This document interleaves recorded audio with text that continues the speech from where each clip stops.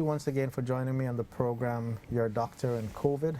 I'm Dr. Mahendra Carpen. I'm the head of Medical Services and Cardiology at the Georgetown Public Hospital Corporation. As usual, I'd like to tell you and demonstrate the best way to wear your mask. You can see it, or I'm telling you that it's completely covering my nose and mouth, and to wear it any other way would not give you the kind of protection that you absolutely need. Today we continue our conversations surrounding the COVID-19 pandemic. And remember, if you yourself have questions or comments, you may send us a message to 620-6275 on WhatsApp, or send an email to docandcovid@gmail.com. Today we're going to do something a little bit different. I'm going to be speaking to someone who would have survived the COVID-19 pandemic in terms of being a patient himself and spending time in healthcare institutions in Guyana, and at one point becoming sick enough to be admitted to the COVID ICU. So I'd like to introduce you to Mr. Niaz Subhan, who is no stranger to us who are following the media. He's a member of the NCN family, and he would be someone that we can learn a lot about from the perspective of a patient who would have had COVID-19. So apart from the medical therapy and medical interventions that you got, you also got assistance with coping and mental health services. Yes. And how long would those conversations or phone calls last for? There was no specific time, but the doctor ensured that I was comfortable, It was up to me, you know, and they told me I could call him anytime that I want. They call me at their time, so at any time I want. And I'm also thankful too that around that same time when I indicated how I was feeling mentally, the doctors in the ward sought permission to have me go down in the yard for about 15-20 minutes a day in the afternoon. And I can tell you that really, really helped, because what happened now is that every day now mentally I was looking forward to when that time reached. I ensured that I was ready, waiting, and they will come and say, Niaz, are you ready to go down? And I would say yes. So I think that started to really help me to heal, and you know, by looking forward to that, I felt positive and was able to breathe the fresh air. Then you understand how valuable that fresh air is, that you can breathe it on your own. And I'm really thankful that they were able to do things like that to help me through it. Now, and as I said earlier, it's not just about giving you medication. There were so many other things that they did. They talked to me, kept my company, and I'm really grateful. Were you able to keep your phone or have books in there, or laptop, TV, computer, anything? I had my phone, and I remember one doctor brought a book or two for me to keep my company, and so I was able to do that. Not TV or anything. Okay. Well, I'm sure that made a lot of difference. Was there anything else that actually kept you going while you were in there almost 2 months? I'm sure you would have, during that time, you witnessed persons may or may not have passed away while you were in that unit? Yes, Doc. I think about 9 persons, I believe, would have passed while I was there. And every time something like that happened, the doctors and nurses were so sad, because I know they tried their best. I saw it firsthand. They were so sad. And then from 1 to 2 to 3, you felt like you were in an area where death is closing in, and the uncertainty, and I think that is what bombarded me mentally, the uncertainty as to whether I will come out alive. And having every test coming back positive, positive, positive, and more people are dying, all of that, you know, formed so much things in my mind that caused me not to think straight for a period. But what I started doing, as I said, in terms of getting help from the psychologist and going out in the yard, I started to schedule in my mind. I started to pray in the room. You know, they worked with me, supported me in praying. And so I had schedules now, prayer times. I started looking forward to those things, and then to be able to video chat with my family. The first part of my isolation, I didn't want to video chat. I felt very sad because you're seeing them but you can't touch them. Right. So I only spoke on the phone, but as I got a little bit more confident, I look forward to video chatting with them at a specific time. And by looking forward to those things, it helped for the time to pass. That's good. And when the time actually reached for you to get discharged from hospital, you say it happened over a weekend, right? Like on Yes, a it was Sunday? yeah. How did you feel, and what did you leave the hospital to go home to? You know, I'm glad you asked that, because after I got the first the first negative after getting the plasma, I felt confident, but then I wasn't too sure, because before I had a negative and the next one came back positive. Yeah. So I didn't do anything. I didn't pack anything. I just said, no, I'm not going to preempt anything. Let me be pessimistic. So I waited until I got the second negative, and still I didn't pack, because they told me I have to wait. I couldn't go at the same time. So I said I didn't pack anything. But when the doctors came, That must have been torture. it was. It was. So they told me by one time, and then that time passed and passed and passed, and because they were trying to work out the documentation and whatever. But I remember I couldn't understand the process. So when the doctor actually came and said, Mr. Subhan, we're now ready for you to leave. By then I hadn't packed anything. So I said, look, could you give me 2 minutes? And when I say packed, they told me that I couldn't take anything that I had with me except my phone, well, just my phone and my spectacles, I think, and whatever I had on. So there was not much to pack, but I said I wanted to leave the place. You know, actually things were in bags, but then I had like a dozen flasks and so many other things you have in there and so on. So I just wanted to ensure it was neatened up a little bit. So I asked him, just give me 5 minutes. Did that, took a photograph of the room as I was leaving to remind myself where I was. Did you frame it? Not yet. You need to frame it and put it somewhere that you could see it. That's where I was. And I'll tell you this, when I came downstairs, I was so surprised. Tears came to my eyes, because there were the doctors and the nurses from the outside. They were outside that red door. Red, I mean, no, red means danger, so the door is painted red. And they had these placards saying, welcome, you've overcome COVID, and welcome out. And I cried. They were all there. Some of them actually went to tears. They welcomed me out of the hospital, took me to their office. They had a cake that they shared with me, and really, I think they were happy that I came out. And I think, in my mind, when I looked at them, I have a nephew who's a doctor, and they were about the same age, and I can understand the sense of satisfaction that they would have felt, that they were able to bring not just me out, but others who would have survived. And I would have sensed their joy, to the point that they offered to take me home. Yeah. And they took me home. So now that you're out and you're back in society, how are you coping with the experience that you had, the memories that you have in that place? It still haunts, Doc. I can tell you, I always had a sleeping problem, and I think even now, because I have to use a sleep aid, it still haunts. I get some physical reminders, you know, in my body, based on my underlying condition. I'm still on certain medication. I'm much better physically. I'm here sitting with you, and I'm happy that I can do this. But there are some reminders there that tells me that all is not fully over. I mean, I'm not a doctor, but I think to my own self, I don't feel I'm 100% back to where I was pre-COVID.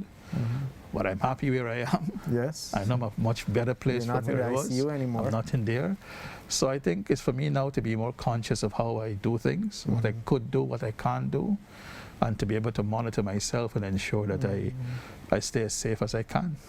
So what kind of adjustments have you made or had to make since being discharged, if any at all? I think one is a paranoia, that sense of paranoia, being out and being among people and that kind of a stuff. And even in my family, to the point where they know that I will tell them, I will preach basically, do X, Y, and Z, do X, Y, and Z every day. So those are things, even we don't visit places, we don't go out, not much people come to our home, and if they do come, we social distance and those kinds of things. So because we have to protect the children too. So we had to make those adjustments. So if you had to summarize the advice that you want to give to persons, not necessarily your family, but the general viewership or those who are listening to this program, what would you say to them? What would be your advice to prevent, to treat? How do they handle this pandemic? First of all, I would tell them, one, that COVID is no joke, it's real. I was sad when I heard certain remarks that people were saying it's not real. It's real. We have over 58 million people in the world that have tested positive, 12 million over in the US, over 255,000 dead in the U.S. We have relatives in the U.S., many of us. It's real. And if we can understand that it is real and how devastating it can be, and if you love your family, you love yourself, you love your friends, just accept that, one, and two, do what it takes to help prevent the spread of it. Very simple things. One, we are doing right. Two of it we are doing right now. We are wearing a mask and we are social distancing. And then you sanitize your hands as often as you can. One of the adjustments that we would have had to do in our yard, we have a container where you come in from the gate. All of us, we wash our hands and our feet before we get into the house. We buy water, we spray it before we take it into the house, those kinds of stuff, you know. So I'm saying if you can understand that it is real, and the three simple things that you can do, if you were to do it collectively, it goes a very far way in helping to stop the spread. Simple things that we preach. That doesn't cost money. Yeah, and people take it for granted. Yeah, I mean, so many people have been donating masks and giving people masks and all of that. So wearing a mask is better. Even a cloth mask is better than wearing no mask at all. Yeah. And if you could do double layer cloth mask, that's better than single layer. Yeah. Not everyone could afford or have access to the N95 masks, huh? Yeah.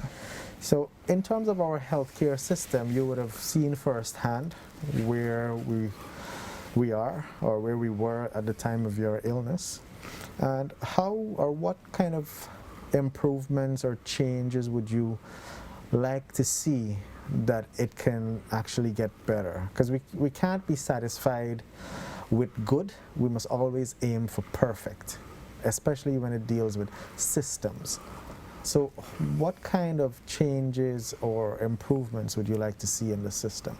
First of all, let me say this. There was a particular procedure that I saw dotted there. I'm not going to give too much details just to protect the information. And I didn't believe that something like that could have been done in Guyana.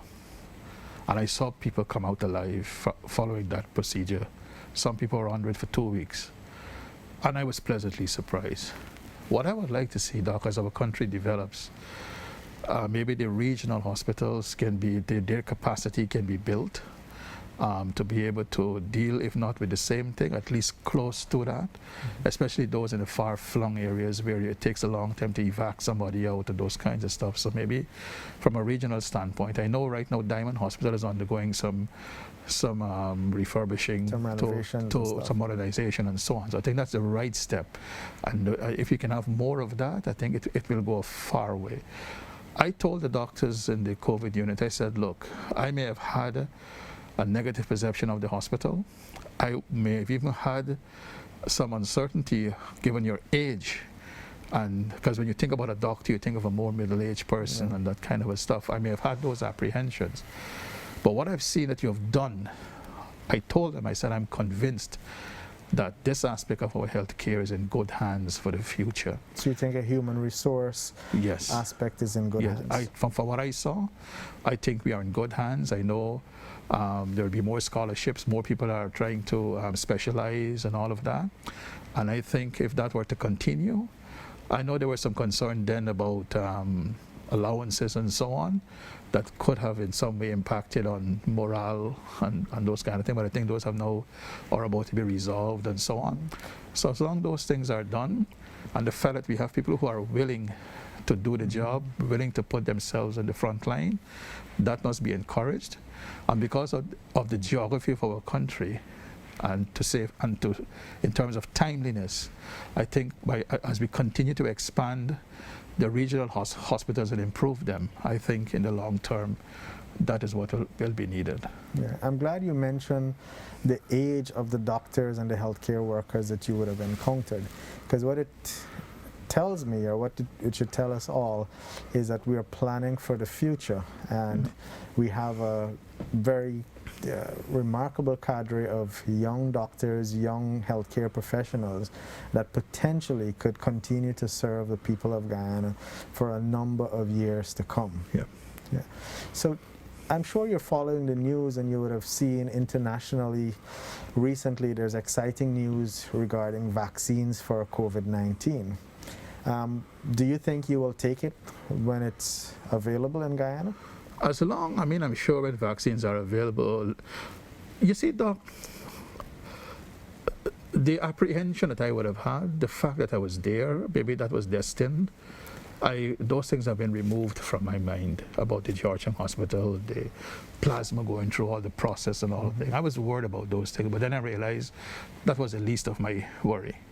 So now there's no need for me, or there's no reason for me to doubt. So if a vaccine comes in and it's approved, I'll be among the first, if I have to get it, to take it, even if that were to help to build confidence in other people. I'm willing to do that. Yeah. So there are several vaccines that are actually in the works right now. I think the Russian vaccine was one of the first to claim success. Then there is the Pfizer vaccine, the AstraZeneca vaccines, and these, they are very effective according to the preliminary data and first-in-man types of trials. So we look forward to those becoming available in Guyana so that we could protect our most vulnerable. I'm certain that as it gets here, we will not be able to vaccinate every single citizen, but at least we will create and devise the appropriate use criteria to take care of the most vulnerable among the population. So any closing thoughts, anything else you would like to share with our viewers and listeners regarding your experience or any advice? First of all, I'm happy that you gave me this opportunity to share my experience. I'm hoping that people can learn from my experience. I mean, as you mentioned, I didn't even think that I was the patient who spent the longest time in the ICU so far, and I hope no one has to spend that kind of time that I would have spent. So I'm saying that learn from my experience, learn from the experience of other people, not just me. There are many other people who are there, and if you were to just observe, I want to insist that you observe the basic protocols that are there, and as I said, collectively, let's do it together. Let's do it together so that we can be able to not just stop the spread of COVID, but by stopping the spread, our country can continue to open up, and good things can happen as we go forward. Thank you. Well, there you have it. We have it straight from the mouth of a survivor in the COVID-19 pandemic, Mr. Niaz Suban. And I want to thank you all for watching and listening to his experiences.